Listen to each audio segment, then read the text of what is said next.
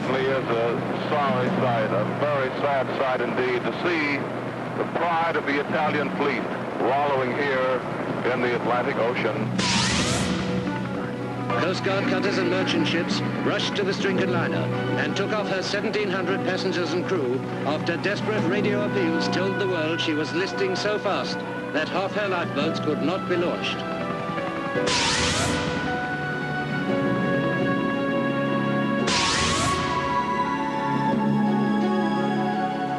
The question looms large that will have to be answered.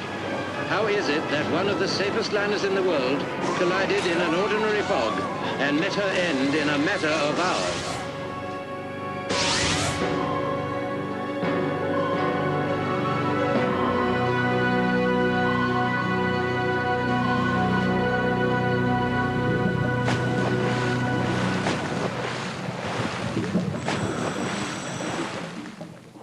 "80 kilometers off the coast of New England, 70 meters beneath the surface, lie the shattered remains of a luxury cruise liner. On a warm summer night in 1956, the Andrea Doria collided with another ship, the Stockholm. It was a disaster that was to claim the lives of 50 passengers.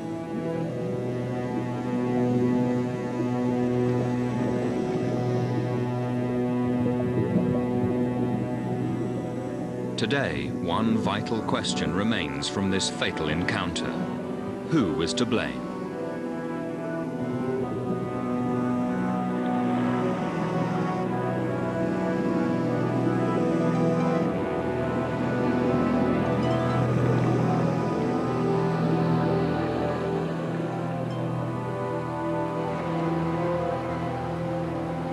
The search for an answer begins in Genoa, Italy, on July the 17th, 1956.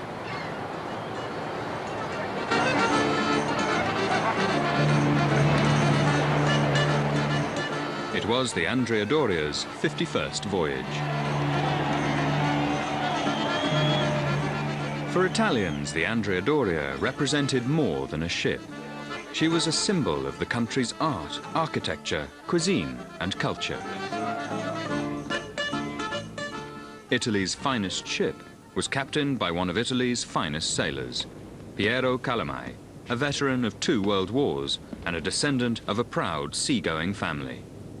40 of his 58 years had been devoted to the sea, and he was the only master the Andrea Doria had ever known. Capitano, buongiorno. Buongiorno. Also aboard at that time was 29-year-old second officer Guido Badano. I was a second officer junior, but it was just 1 month. That was my second trip and third crossing. But I've been 13 months before as a third officer, senior. At the time I was in charge of the safety, so I was knowing the ship very well. Captain Calamai was a gentleman. He was a good seaman, a good captain, a good man. On this particular voyage, the Andrea Doria had a crew of 572 and carried 1,134 passengers. First-class passenger Isa Santana was traveling with her 7-year-old daughter, Annabelle. The way we were treated in first class, it was the best of everything. Mr. Serra, he was the maître d'. He was magnificent. And every time he saw us coming in on board, oh, how nice to see you again this year, etc. And it was very nice. It was like being home, going home. For 9-year-old Pat Mastrincola, traveling with his mother and sister, the ship had become his personal playground. My father wasn't there to, watch over me, so every opportunity that I had, I would go exploring on all parts of the ship that you weren't allowed into. In other words, you're restricted to tourist class. The area is blocked off, so I would climb on the outside railings and try to get into cabin class. And every time I thought that I was in, I'd get caught. It was like an ambush. They knew I was coming. Pat's knowledge of the ship would prove crucial in the terrifying night to come.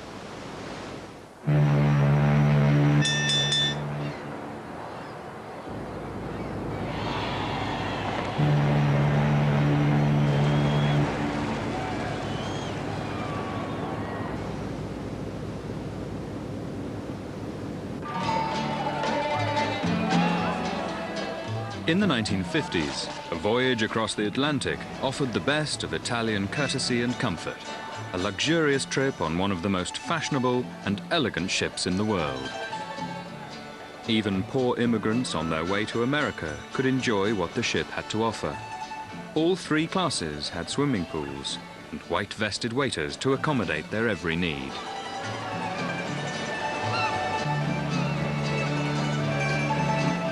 For 8 days, the ship made her way west towards New York without event, as Liliana Duna recalls. Everything was perfect. Everything was perfect. It was like a luxury small city. Beautiful. It was a dream.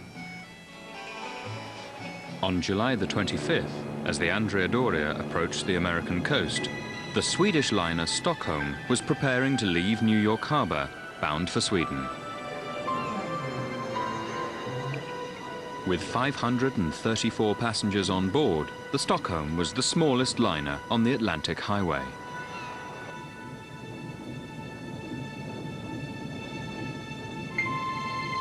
A tidy and practical vessel, its sharply pointed bow had been reinforced with steel to plough through the icy seas off Scandinavia. The Stockholm's captain was Harry Gunnar Nordenson. At 63, his experience rivaled that of the Andrea Doria's Captain Calamai. But it would be Nordenson's destiny to be away from his bridge at the fatal moment of impact.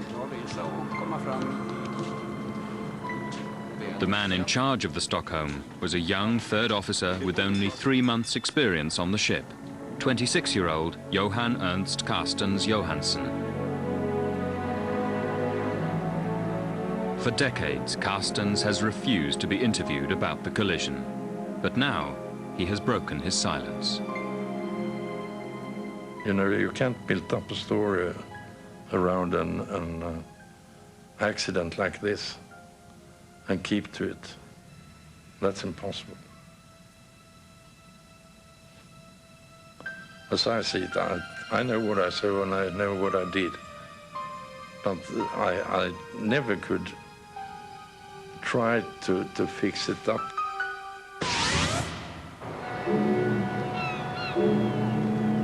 At 11:31 a.m., the Stockholm left New York Harbor.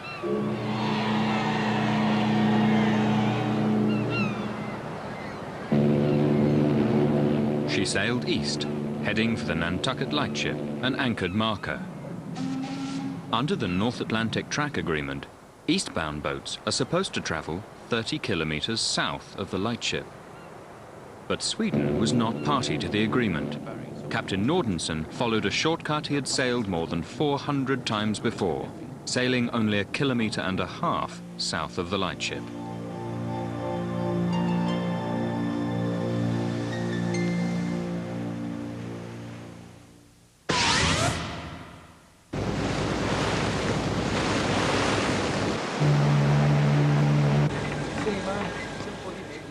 By mid-afternoon, on July the 25th, inbound on the same course, the Andrea Doria was 15 hours from New York. The ship had sailed into a massive fog bank, a condition common to the North Atlantic in summer. That was a dense fog, varying a little, because at sea sometimes it's open a little, then close more. But reaching the evening was dense fog. Captain Calamai ordered the ship's speed to be reduced from 23 to 21.8 knots. International regulations required a far greater reduction, but few ships ever followed the rule. The rules is a long talk about the rules. It is a general rule at that time, rule number 16. They say in case of fog, the speed must be reduced. Never had been followed. I have no notice of a passenger vessel liner on the northern crossing that reduced speed for fog. Like all passenger ship captains, for Calamai, time is money.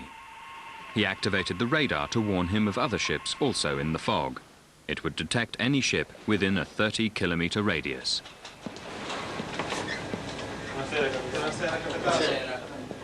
Joining Calamai for the evening watch were his most experienced officers. The captain himself, in his familiar beret, would guide the Andrea Doria until the fog lifted.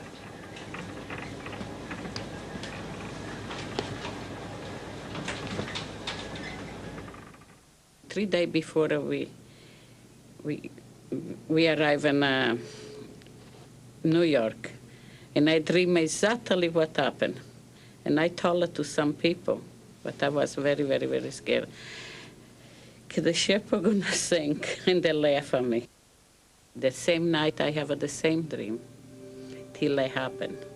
And actually the ship rescued me. It was exactly the one that was in my dream.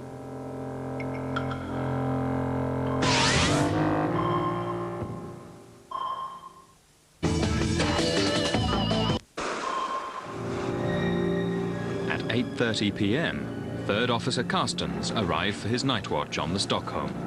Carstens insists that there was no fog around the Stockholm at the time, or else it would have been his duty to call Captain Nortonson to the bridge. I don't recall that we had fog. If I know it was fog, then I have called him a long time ago. But there was no fog, and I have everything under control with the radar and position. Everything was just as ordinary. Carstens was unaware of the huge fog bank that lay directly in his path. The Stockholm was steaming ahead at full speed, due east at 18 knots.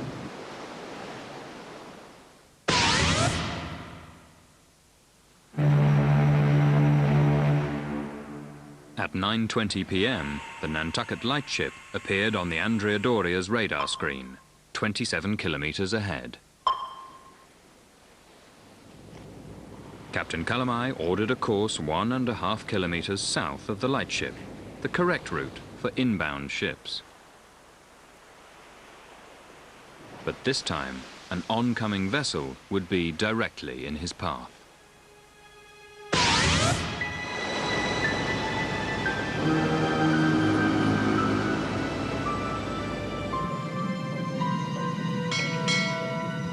At 10:20 p.m., the Andrea Doria passed the Nantucket lightship, shrouded in fog, for what should have been the home stretch. At 10:30 p.m. aboard the Stockholm, Carstens noted the ship's position. Nudged by the Atlantic currents, she had drifted slightly north. He ordered a correction, south, a little to starboard.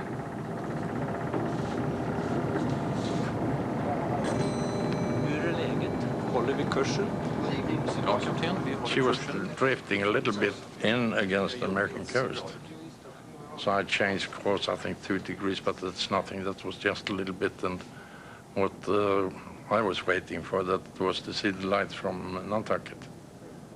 So I could correct when we come up there.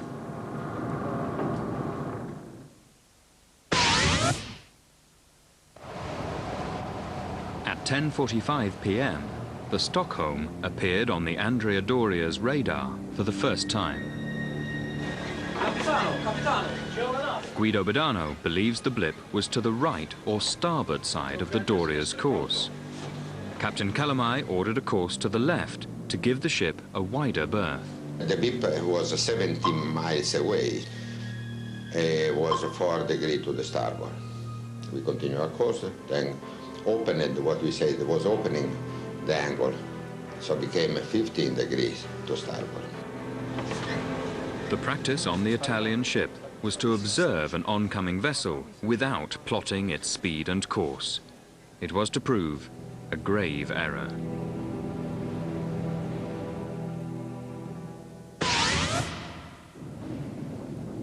At 10:48 p.m., Carstens on the Stockholm picked up a radar blip. But what he saw was the exact opposite to what was seen on the Andrea Doria. He believed her to be on his left. She was clear on port side, and I began to plot her when she came nearer, and I realized that she would be clear on port side. That was not true. If you say that you see a ship on the port and the ship is on the starboard, this is not the truth. The Doria case was a starboard to starboard situation, green to green, very simple. It is one of the world's busiest maritime highways and was safely navigated by hundreds of ships every day. Yet on this night, two liners met in a fatal collision, a disaster that even today remains a bitter tangle of guilt and blame.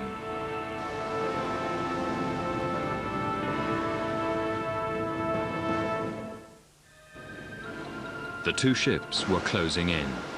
On the Andrea Doria, Captain Calamai decided to execute a right-to-right passing against the rules of passage because he considered the oncoming ship to be a safe distance away. He did nothing because there was nothing to do, because we passed 100 of ships in this way. When a ship is clear, it's clear. But he must continue with his course, with the speed his course. So he did nothing. At 11:06 p.m., Carsten saw the lights of the Doria around 3 kilometers away. They indicated the ship was to his port side on a safe route to pass left of the Stockholm. You have the top lights where you can see if that is going there or there. You have the aft and the forward one. And then you have red lights on the port side and I had a green light on the starboard side. So I saw that the top lights was open, that was that she was clear, and the red light, that was what I saw first. The lookout on the Stockholm called Carstens to confirm this legal left-to-left passing. What happened next is still the subject of hostile disagreement. Carstens claimed he saw the Doria make a sharp, fatal turn across his bow. Then I saw the top lights, they were open, and I saw the red lights. So I was completely clear for passing. Then they change and then everything gets move around. I see on her top lights that she was turning, and then her green lights come up. And then it was no good. Protocol required Captain Calamai to turn right in a collision situation, but he instinctively ordered hard left, hoping to outrun the oncoming ship. And then there was nothing to do. So the Captain Calamai said hard to port, trusting his own speed so fast that we had to say maybe we can escape. With a target at 200 meters, where you go?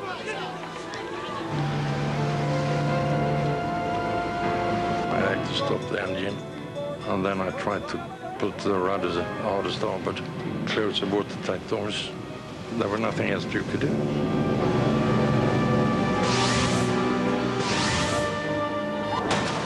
And all of a sudden, zoom, you hear this big noise. And he says, what happened? You know, it was an explosion, like an explosion. And two tilted the ship that way. I know it was bad. They have to be bad. Something dreadful happened. I remember the glass that I was holding flying out of my hand. And I remember glass shattering. Before I know it, I'm against the wall. I've got chairs piling up against me, tables, people. So I crawled up to where my mother was.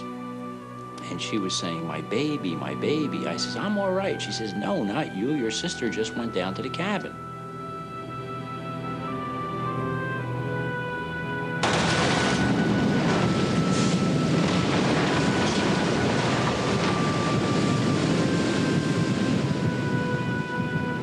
The knife-like bow of the Stockholm had penetrated 10 meters into the flank of the Andrea Doria. Passenger cabins were crushed instantly. Walls were torn apart, beds shredded. Dozens of bloody corpses fell into the sea, never to be recovered. In the first few seconds, 40 people were killed. The cabin that received the worst of the impact was that of New York Times correspondent Camille Cianfara. He was killed instantly. His wife Jane was trapped alive in the wreckage. Their daughter Joan was flung like a doll into the sea. Their stepdaughter Linda was missing in the debris. They were wiped out. Within the first minute, the people on sea deck were killed immediately. All the cabins numbered 600, 670s, 650s. They were all killed immediately. That was right in the collision section. B deck, the deck above it, these were the people now that I heard screaming trying to get out of there because the water level was coming up. On the Stockholm, Captain Nordenson rushed to the bridge. He asked what's happened, and I tell him, and then he began to sound the ship and check everything and see for survivors up in our front and so on. And if we also were sinking, we didn't know. The Swedish ship also suffered severe damage. 23 meters of her bow was crushed and torn away. 4 crewmen died. Some of them we found, they were crashed in the collision. But the other one were down in the cabin. They must jump into the sea or something. I don't know. You know, there were nobody who had a chance to help them in the beginning when we didn't know what happened to the ship. The Andrea Doria was now listing by 22 degrees. The empty fuel tanks on one side of the ship provided no ballast against the inrush of seawater. Captain Calamai was stunned. His ship was sinking. I personally knew, but I did not tell him. When the water reached on top of the bulkheads, that was the finish. There was no more, nothing to do.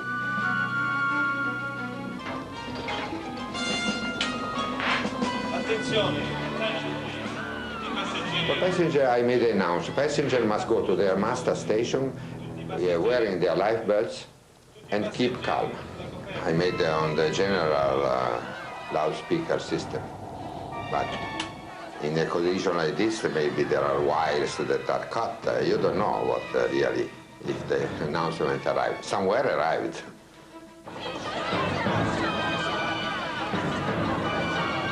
Nothing. Nothing. No messages, no life jackets. It was not a happy situation.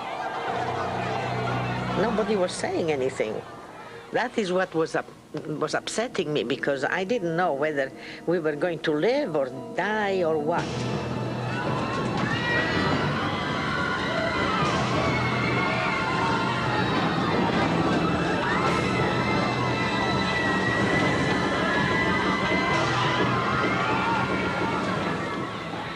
And I figured we're gonna die there. We are trapped there, but we start screaming.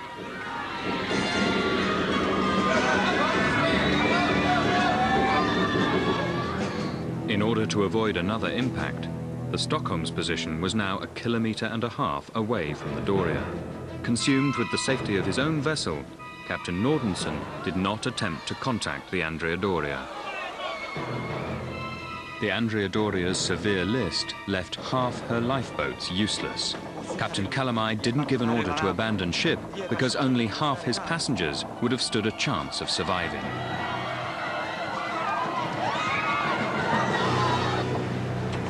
He made a desperate SOS call.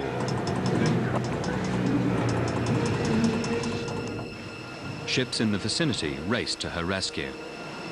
The first to arrive was the freighter Cape Ann, with only 2 lifeboats. Another was the Navy ship Private William H. Thomas. On board was Henry Talbot, an 18-year-old student spending a summer aboard the Thomas. I would guess it was probably around 11:30 at night. We were called to man our lifeboat stations, and then the word started to get around before the announcement was made that there had been a collision at sea. We didn't know the names of any of the ships involved. We just knew there was a general collision. 70 kilometers to the east, on a course bound for Europe, lay the only ship big enough to help. The Ile-de-France, at 46,000 tons, was one of the largest liners afloat at this time. Her captain, Raoul de Baudon, made a decision that would make him a hero. Ignoring his own schedule, he turned his ship around and sailed back towards the floundering Andrea Doria. It took over 2 hours to reach her, a race against time with 1,700 lives hanging in the balance.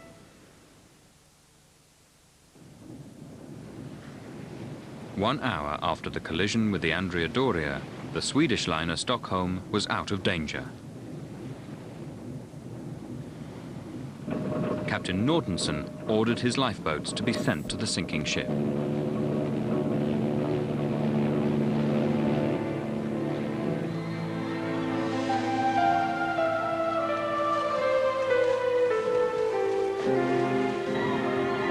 And this is really what added to the terror. The fact that it was nighttime, it was foggy, and you could not see or know what was going on. So you were like on death row.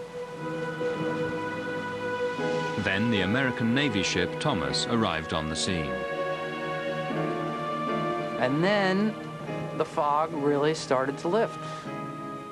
And we could make out clearly the outline of the Andrea Doria, listing very badly, a huge hole in the side. And you could see people sliding down this deck and into the water.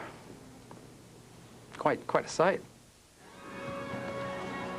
At 1:45 a.m., nearly 3 hours after the collision, came a beacon of hope. I'm sitting on the fantail of the ship looking towards the rear of the ship. That's all I can see. All of a sudden, the fog just opens up, and in gigantic letters, Ile-de-France. Gigantic ocean liner, I mean, it's bigger than the Andrea Doria. And now people, this really moved everyone. I mean, people were clapping and cheering. We said, now we have a fighting chance.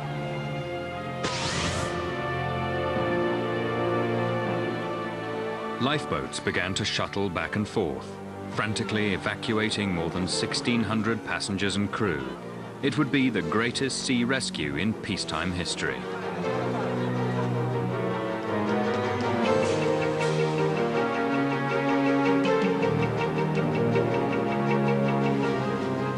In an attempt to escape from the sinking ship, Liliana Duna tied a rope around her 3-year-old daughter, Marianne. We're gonna lower her down, and we start screaming. I say, any lifeboats, I will come by. She start crying. We start calling, screaming. But the rope slipped. Now I jump in. Now, I don't know if I got Marianne halfway, but I know I was in the water with Marianne. I know we went under. We went underwater, but I got ahead. One of the crewmen threw himself in, got me and Marianne. They lifted me over the side of the ship, and the only way I got down that ladder was that Mike came after me and kept stepping on my hands, so that I had to keep moving them. I don't know how that lifeboat got into the water, but it was there, and it was waiting underneath this ladder. My mother said to the French crew member, as soon as she got in the boat, we sat down. She said to this French crewman, she says, "Oh, thank God we're saved." And you looked up, and there's the Andrea Doria, you know, leaning over your head, and the French crew member says to my mother, he says, "Ma'am, if this thing goes over, we're done." He says, "You're not saved yet."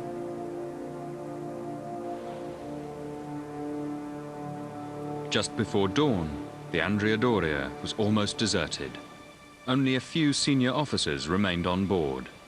Guido Badano sensed that his captain intended to die on the ship.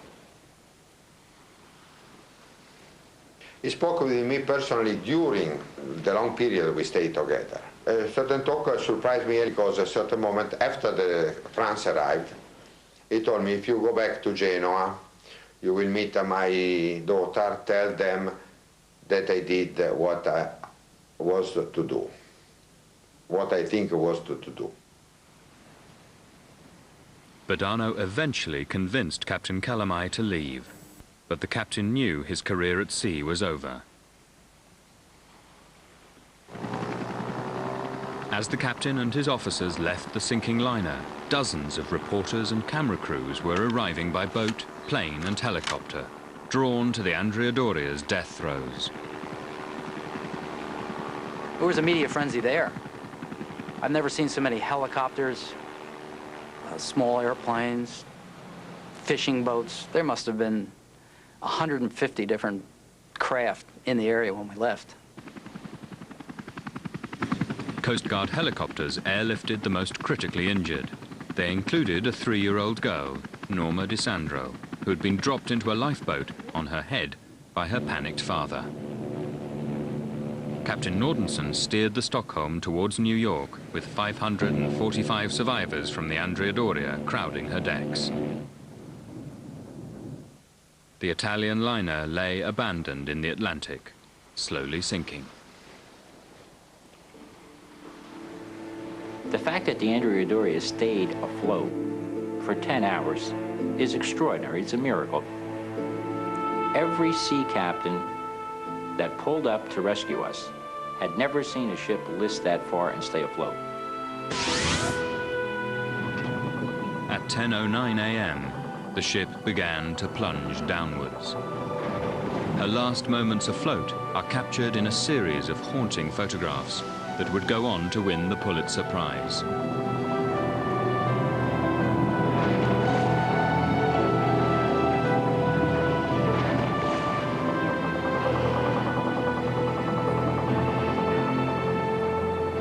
It was very beautiful. It was very sad for me. It was like when you lose a good friend, a young one. It was something very, very sad.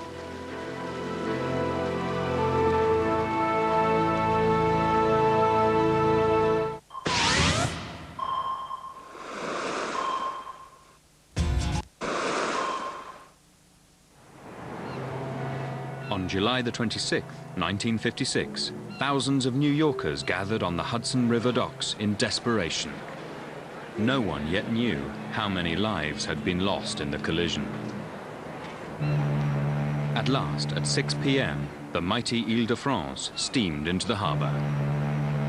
Captain de Baudon had orchestrated one of the greatest sea rescues in peacetime history, bringing 753 survivors from the Andrea Doria. He was seen as a hero. 3 other ships brought the roster of the living to over 1,000. First things, I saw the Statue of the Liberty. I don't know why. I saw, you know, the land and the Statue of Liberty. I think everybody that cried very silent. And I know how I was safe. But the joy of reunion was soon cut short as the news spread that 52 people were still unaccounted for. ABC Radio News anchorman Edward Morgan was informed that his ex-wife Jane and his daughter Linda were among the missing. Traumatized, he bravely went on air, his garbled report revealing his distress. Good evening. Here is the shape of the news. Tonight, it is the shape of disaster. This is a jumble story. Take, for instance, a particular case, the case of a person who had relatives aboard the Andrea Doria and was notified this morning that the 2 ships, the Stockholm and the Andrea Doria, had collided in fog last night.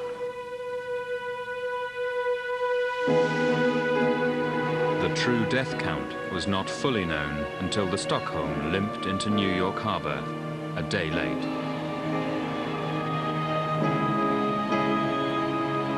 Jubilant relief for the families of the living and anguish for the families of the dead.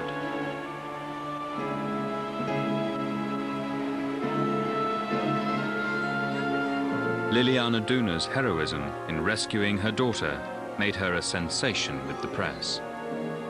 I see my baby in the water, I jump at the ship. Take my baby in the water, I swim. All I wanna go. For another family, there was tragedy. The DeSandros immediately rushed to hospital to see their 3-year-old daughter, Norma, but she died before they got there.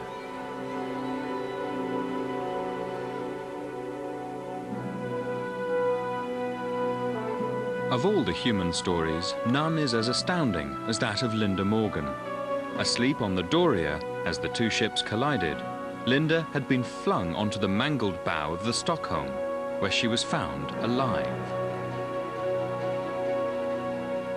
An incredible deliverance announced to the nation by her own father.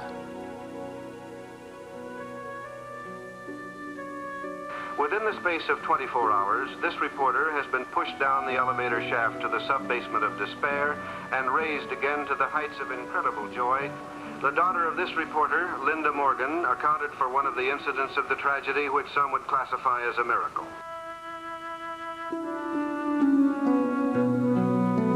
While the media focused on the human stories, behind the scenes the search for truth began in earnest. It would be a bitter quarrel of guilt and blame that would drag on for decades. The Swedish shipping line's lawyers protected Captain Nordenson from the moment he stepped off the ship. Just after the collision, did you check your radar, sir? No. Well, Captain, you know whether it was operating right after gentlemen, the collision? no, I can't answer that. The type I've asked you to stay away from. Yeah. Captain, what in your opinion was the cause of this accident? Now wait a minute, gentlemen, don't go into conclusions of the Andrea Doria conduct or whatever. No, gentlemen, this is not the maritime hearing. Nordenson declared that his young third officer, Johan Carstens Johansson, was not responsible for the collision. I know that I did what I could, and that's it. You couldn't do anything, and you couldn't go back, sir.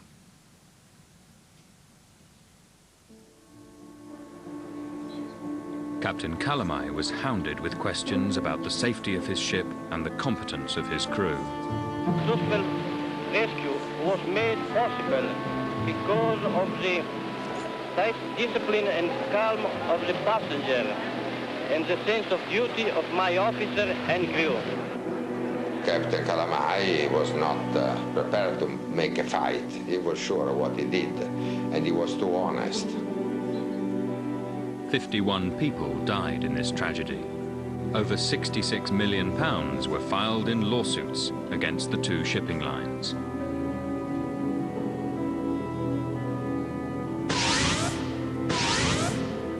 On September the 19th, 1956, an inquiry began in New York. It was to be a marathon ordeal of accusation and denial, Italian versus Swede. Johan Carstens Johansson was the first witness. I think it was 11 days. I don't recall exactly how many days and how many lawyers it was. There was a hell of a lot of lawyers anyhow. In cross-examination. You couldn't keep it in your head, all the questions, so one question you could get about 10 times a day and every day. So just to see if, as I understand it, if I changed anything, but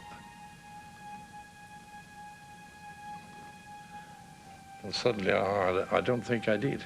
I don't know. Captain Piero Calamai fared no better on the stand.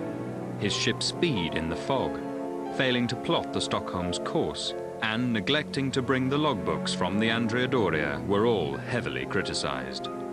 This critical oversight cast a shadow on the Italian case. In New York, I've been in charge to prepare all the documents possible, to collect all the information. And then I asked, what about the logbook? He said it has been lost. How lost?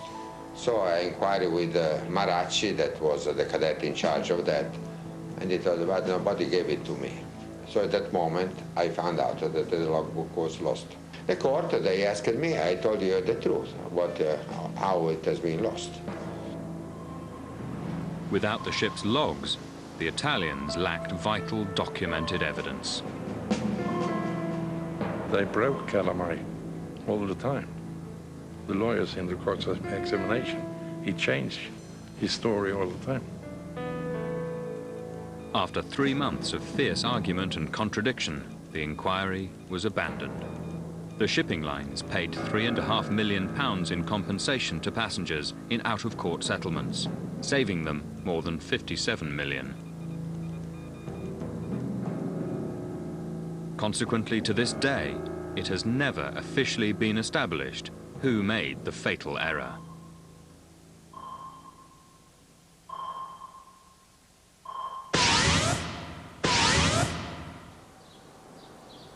"40 years later, the inquiry has given these American nautical experts the raw material needed to reconstruct the collision.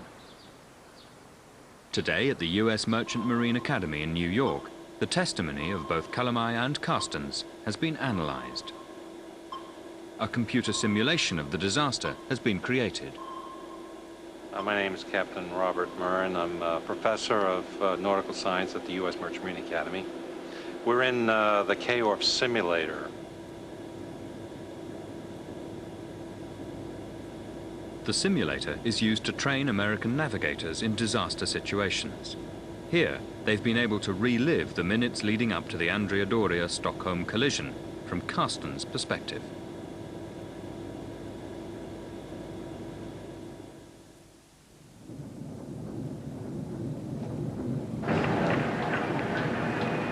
We're on board the MV Stockholm outbound from New York on the night of July 25th, 1956.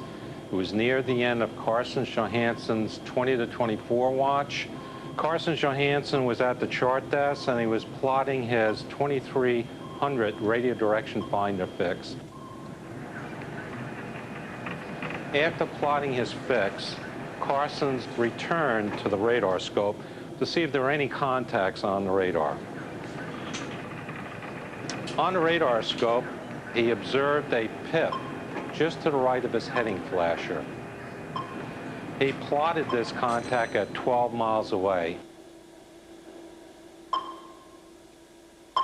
According to the simulation, Carstens had made an innocent error that triggered the disaster. He had his radar set on the wrong range scale.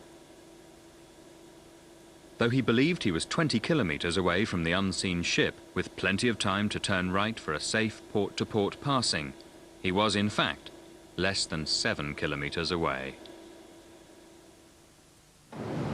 At a combined speed of 40 knots, the ships were closing at a kilometer every 60 seconds.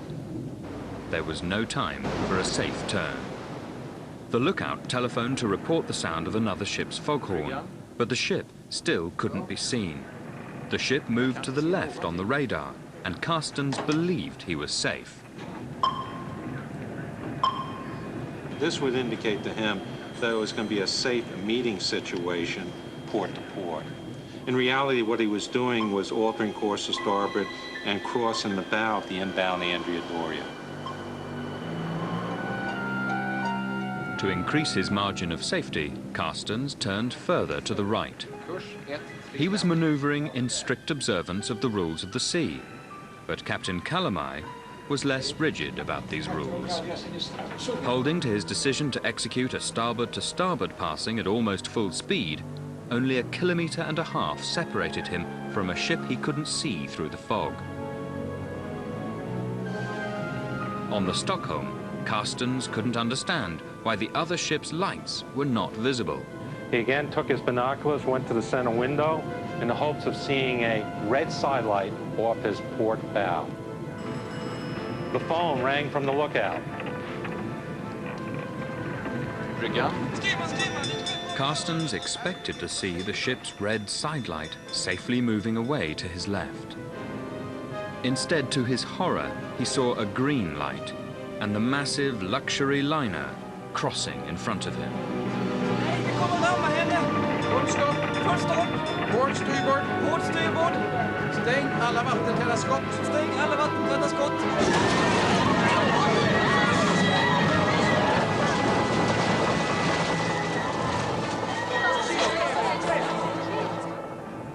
But Johan Carstens Johansson does not accept the theory that he must have misused his radar. That's ridiculous. That's impossible. You have, what was 20 range, 12 mile, 3 mile, and I changed them all the time since I saw it. Because when we come nearer and nearer, you change. To this day, he is sure of what he saw, the Andrea Doria making an illegal left turn across his bow. They saw me. They must see me. And they said that they saw me, but they didn't plot anything. I don't know exactly what's happened. That it's so confusing. But there was so many people. There was the captain, the second mate, another second mate, and I don't know how many there was. I mean, they cannot miss me. I don't know what was going on there. Human memory versus nautical science. Perhaps a definitive answer will never be found, and this disaster will never be fully explained.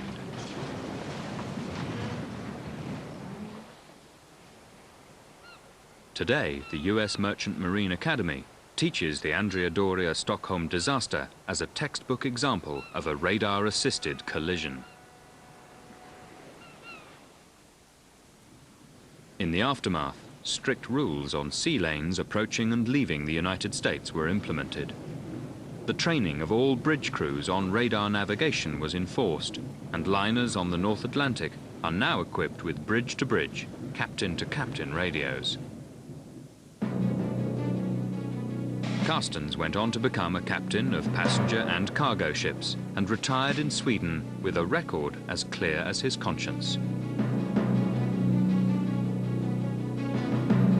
Guido Badano also rose to the rank of captain before he retired in Genoa, Italy. But Captain Calamai of the Andrea Doria would never go to sea again. He died in 1972, reputedly muttering the final words, "Are the passengers safe?"